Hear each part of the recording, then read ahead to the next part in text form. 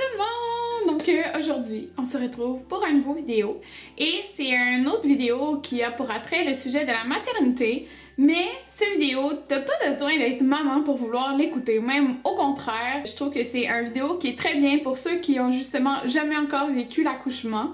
Donc si vous êtes peut-être une future maman ou future maman en devenir dans quelques années, moi je trouve ça intéressant. Aujourd'hui, je vous présente 10 choses 10 faits à savoir par rapport à l'accouchement qui sont pas vraiment des choses qu'on va nécessairement parler ou qu'on va nécessairement te dire. Peut-être qu'il y a des choses que vous savez déjà, mais je suis sûre qu'il y a quelques points là-dedans que peut-être vous ne saviez pas sur l'accouchement. Alors commençons tout de suite. Tu pourrais vomir. Et oui, tu pourrais vomir. Moi, on m'avait jamais dit, tu sais Karine, ça se peut que tu vomisses pendant ton accouchement. Tu sais, il y a personne qui me dit que je pouvais vomir. Mais j'avais été à l'hôpital en urgence et j'avais entendu une fille vomir puis j'étais comme « Oh mon Dieu, pauvre elle! » Genre elle vomit. T'sais, en plus de souffrir à cause de l'accouchement, tu vomis. Mais oui, ça arrive. Puis ça arrive beaucoup que le monde vomisse. Il y en a qui disent qu'ils vomissent peut-être à cause de l'épidurale. Il y en a qui disent que c'est pendant la poussée. Mais moi, c'était pas ça. C'était aucun des deux. Moi, c'était à cause que mes contractions étaient vraiment rapprochées. Puis étaient longues. C'est à ce moment-là que je vomissais. C'était comme si mon corps il était comme pas capable de supporter, puis je vomissais. Puis c'est pas parce que j'avais mangé, là, comme j'avais mangé un sandwich dans la journée. Puis c'est tout. Puis c'est ça. Je vomissais comme plus que ce que j'avais mangé, mettons.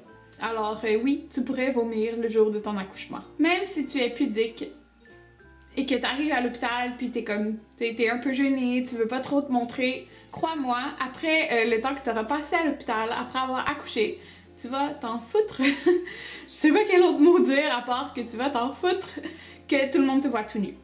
Que tu vas t'en foutre. Il y a tellement de personnes qui vont venir te voir, d'infirmières. Mais là, je parle si t'es à l'hôpital. Si t'es en maison de naissance, c'est sûr que c'est comme peut-être une plus petite équipe et tout, là. Mais il y a tellement d'infirmières qui vont venir te vérifier au courant de ton séjour que tout le monde va t'avoir vu, tu sais. Mais oui, en fait, après que t'aies accouché, ben, premièrement, c'est sûr que quand t'accouches, t'as la médecin. Moi, il y avait, je pense, 2 infirmières. Puis, pas juste ces 2 infirmières-là qui s'étaient occupées de moi, tu sais, il y en a eu d'autres, fait que les autres aussi m'ont vue. Moi, il y avait juste une médecin par contre. Mais après que t'aies accouché aussi, on vient te voir parce qu'on te laisse pas tranquille, hein. On vient voir si tes points de suture, si t'en as eu, s'ils sont corrects, pour être sûr aussi que t'as pas de caillots de sang. On vient te vérifier beaucoup de fois. Alors, moi, personnellement, là, les 36 heures que j'ai resté à l'hôpital suite à mon accouchement, j'ai pas mis une culotte du tout, ok? J'étais comme ça, parce qu'on vient tout le temps te vérifier. Pas tout le temps, là, mais en tout cas, vous comprenez. Après un accouchement, on saigne beaucoup. Donc, on te conseille d'emporter des serviettes hygiéniques qui sont très absorbantes, puis grosses, puis grandes, bref, parce que tu vas saigner beaucoup, puis c'est ça. Si tu veux pas salir partout, faut que tu mettes ça. Est-ce qu'on parle par contre de ce qu'ils font? Moi, on m'avait pas parlé de ça, puis c'est ça qui arrive en fait. Et j'ai vu une photo passer sur Facebook, je sais pas si vous l'avez vue là, mais c'est la réalité. Quand tu vas venir d'accoucher, ils vont te donner une... ben, je sais pas si c'est partout là, mais ils prennent comme un piquet. Puis ils vont coller une serviette hygiénique dessus. Fait que moi, elle avait pris un piquet, puis elle avait collé comme 2 serviettes hygiéniques, comme une à la suite de l'autre. Alors, ça tient comme une couche. Tu sais, la couche d'hôpital. Eh bien, c'est ça. Fait que tu vas garder ça. Fait que tu peux mettre, si tu veux, comme ta culotte par-dessus, genre. Mais c'est énorme. Puis on dirait que tu portes des couches. Mais savez-vous quoi? Moi, c'est ce que j'ai porté tout le long. J'étais à l'hôpital. Et oui, j'ai pas porté mon sous-vêtement avec une petite serviette hygiénique. On vient tellement souvent te vérifier que... Pourquoi mettre une culotte? Écoutez, j'étais dans le lit, puis j'avais cette couche d'hôpital. Parce que c'est bien plus simple, comme ça, regardez, je tâche rien, je suis dans ma couche. Et oui, tu pourrais expulser des selles. Et oui, 80 à 90% des femmes vont expulser des selles lors de l'accouchement. 80 à 90%. C'est beaucoup. Moi, c'était genre ma peur, comme j'avais pas envie de faire caca durant mon accouchement. Et oui, mais qu'est-ce que vous voulez, c'est 80 à 90% des femmes qui le font. Moi, je pense pas que je l'ai fait. Je pense pas. Mais c'est quand même 80 à 90% des femmes, puis moi là, oh mon Dieu, que ça me faisait peur. J'ai comme parce que tu pousses, puis ça descend, fait que ça, écoutez, si ça descend, ça va descendre en même temps, tout simplement. Comme, tu pousses pour que le bébé sorte, mais ça se peut que tu pousses des selles aussi. Et oui, c'est la réalité. La position gynécologique n'est pas nécessairement la meilleure pour accoucher. Donc, qu'est-ce que je veux dire par là? C'est la position, vous le savez, là, vous êtes couché sur le dos, les jambes dans les airs, là.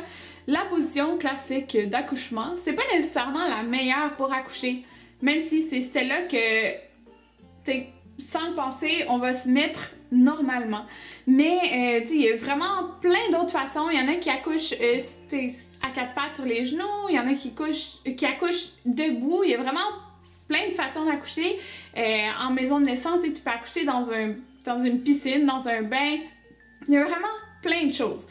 Fait que moi, je te conseille de t'informer sur les positions d'accouchement. Tu peux lire là-dessus, regarder toi ce que tu aimerais faire. Puis, si tu accouches à l'hôpital ou en maison de naissance, c'est de demander à la personne qui va t'accoucher, dans le fond, à la médecin, là, si tu es à l'hôpital, si elle est à l'aise à t'accoucher de cette façon-là.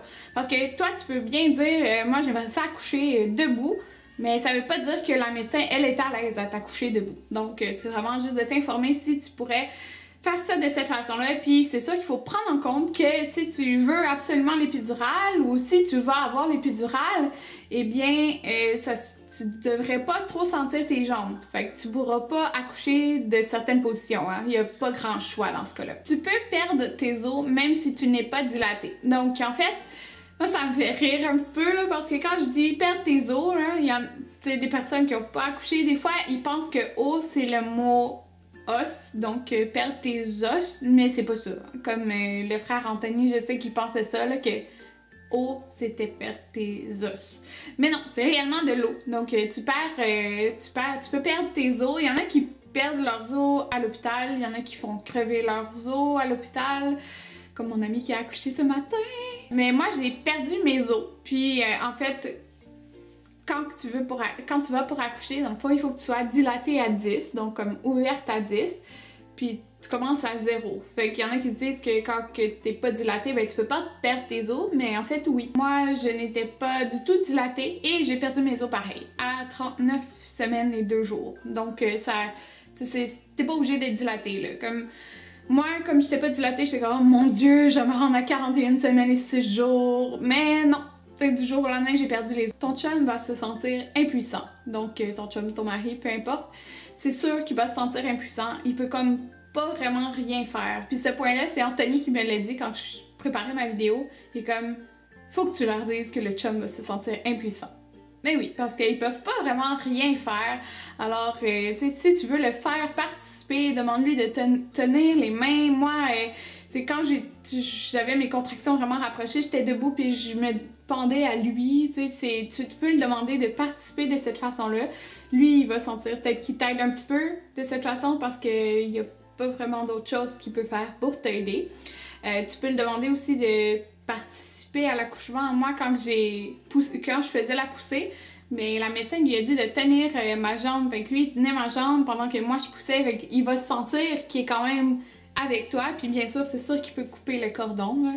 Donc moi aussi, Anthony, il a coupé le cordon ombilical par la suite, là, un peu après que j'aille accoucher, parce qu'on l'a gardé un peu, on l'a gardé un peu sur moi sans couper le cordon tout de suite.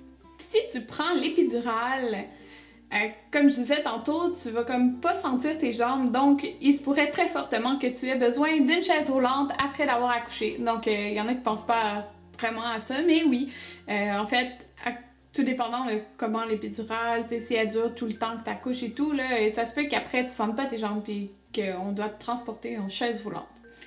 Moi, personnellement, l'épidurale était vraiment pas forte. J'ai même pu, quand j'allais pour pousser, je me suis retournée, j'en ai pas parlé dans mon récit d'accouchement, j'ai complètement oublié, mais je me suis même retournée sur mes genoux, j'étais à position à 4 pattes, parce que Jaden n'était pas super bien placé. Donc, elle trouvait que c'était mieux. Puis, j'ai réussi à me mettre quand même à 4 pattes sur le lit, puis j'avais l'épidurale. Fait que ça, c'est pour vous dire que j'étais pas super gelée. Fait que moi, après, oui, j'ai été dans une chaise roulante, mais comme dès qu'on était en chambre, je me suis levée, puis j'étais capable de marcher. Donc, tu sais, ça dépend vraiment des cas, là, mais faut que tu saches que peut-être que tu vas te promener en chaise roulante. En général, tu devrais rester un minimum de 36 heures à l'hôpital. Là, je parle d'ici au Québec. Donc, c'est différent en France. En France, je pense que vous êtes un peu plus longtemps à l'hôpital. Mais ici, en général, si tu accouches à l'hôpital, c'est autour de 36 heures. Je sais que parfois en maison de naissance, c'est 24 heures. Peut-être qu'à l'hôpital, ça peut être 24 heures et tout. Mais moi, en tout cas, à l'hôpital que j'étais, il disait que si tout se passe bien, c'est 36 heures après. Donc, moi, j'avais accouché le matin à 5h28. Puis, le jeudi, puis j'ai pu partir le vendredi après 6 heures. Donc, pour rester en général 36 heures à l'hôpital, si tu accouches de façon par voie naturelle. Donc, si tu accouches par césarienne, c'est tout le temps plus de temps. Donc, c'est sûr qu'il y en a qui se disent « Ah, j'ai accouché, on retourne ce soir à la maison », mais c'est pas tout le temps comme ça. Comme, en fait, la plupart du temps, c'est environ 36 heures. Mon 10e point n'est pas vraiment en rapport avec l'accouchement comme tel, mais plus à tout de suite après l'accouchement.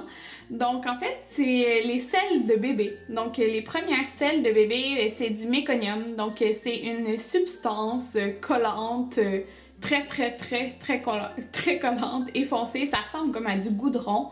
Donc, en fait, c'est tous les premiers caca de bébé. Donc, tu sais, les premiers jours, là, moi, ça a duré, je pense, c'est le temps qu'on était à l'hôpital, puis un petit peu à la maison. Fait que 2, maximum 3 jours. C'est du méconium. Donc, moi, je te conseille d'emporter de la vaseline à l'hôpital. Donc, nous, ils en fournissaient là, à l'hôpital, mais sinon, emporte de la vaseline et tu en mets vraiment beaucoup sur les fesses. Ça va être beaucoup plus facile d'enlever le caca de bébé. Comme vraiment plus facile. Et si, moi j'utilise les couches lavables, mais au tout début, j'ai utilisé les couches jetables comme les 2 premiers mois. Puis justement, je te conseille, si tu veux utiliser les couches lavables, peut-être que pour les cacas de méconium, c'est mieux d'y aller avec des couches jetables, juste pour être sûr que ça salit pas trop tes couches, là, pour de vrai. C'est juste, c'est tellement collant. Alors, de la vaseline. Donc voilà, c'était mes 10 choses par rapport à l'accouchement que vous devriez savoir, qui sont pas nécessairement des choses qu'on parle tout le temps. Mais bon, j'espère que je vous ai appris peut-être quelques points. Dites-moi là en commentaire s'il y a des choses que vous saviez pas. J'espère que vous avez aimé ma vidéo si vous êtes une maman, future maman ou future maman dans quelques années. J'espère que ça vous a plu puis que c'était informatif et on se revoit dans une prochaine vidéo. Bye tout le monde!